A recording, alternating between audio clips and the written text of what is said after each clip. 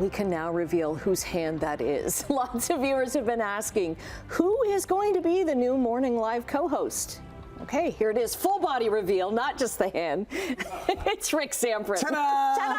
Hello. Welcome, welcome. I am so ecstatic to be here. Yes. So you've been actually with us for a few days, just kind of behind the scenes. Yes. But yeah, we thought we would announce today, because I'm about to go on vacation for a week, and when I come back, we are going to be together on the desk, and I'm so happy. I'm so looking forward to it. This is a dream come true. You know, when CHML shut out the lights last summer, it was a big hit, obviously, to the community and myself as well, spending 24 years there. And when I got the chance to go for this job, I thought, absolutely, to work with the great Annette Hom and Brian Wood and Emily Vukovic and all the people behind the scenes. It's a tremendous team, and I'm just so amped to be here. And okay, so for viewers who would know your name, everybody knows your name in Hamilton, but what about in like Halton and Niagara? Tell us a bit about yourself. Yeah, so I grew up in Toronto, the GTA, went to Fanshawe College, studied broadcast journalism, worked in places like Chatham and Welland and Brantford, including Fort McMurray, Alberta as well, which is like 500 kilometers north of Edmonton. We probably have viewers watching this morning from Fort McMurray. I remember the coldest it ever got in Fort McMurray was minus 50.6. And Brian would appreciate this. The forecast would be ice crystals. You would walk outside and your clothes would just instantly freeze. And your lungs would fill with lead. And it was a fun place to work. Yeah.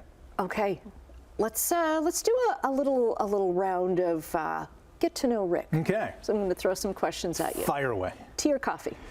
Both, actually. You know, coffee in the morning, and then spot tea, as I like to say, at about 3 o'clock in the afternoon, precisely. Okay, how do you take your tea and coffee? Coffee's a double-double. Tea is... just like me. There you go. Okay. Tea is a splash of milk. Okay, I'm a splash of milk and a little bit of sugar. And as is like kind of tradition, you'll learn how to make my tea, and I'll learn how to make yours yes, as well. Thank you. And is it orange pekoe as well?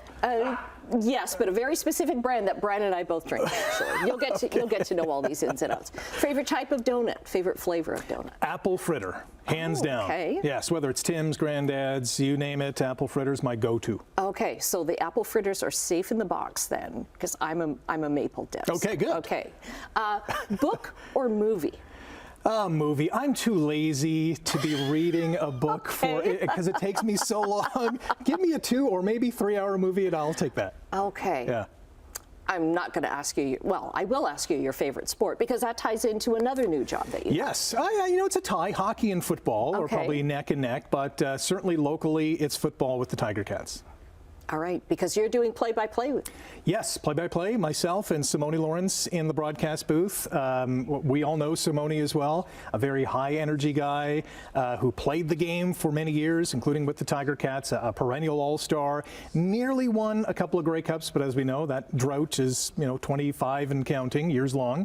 But I'm so much looking forward to being back in the broadcast booth. I was with the Tiger Cats in that capacity from 2007 to 2014, had the highlights of my career in the broadcast booth calling games. It was a boyhood dream come true, and so excited to be back this season.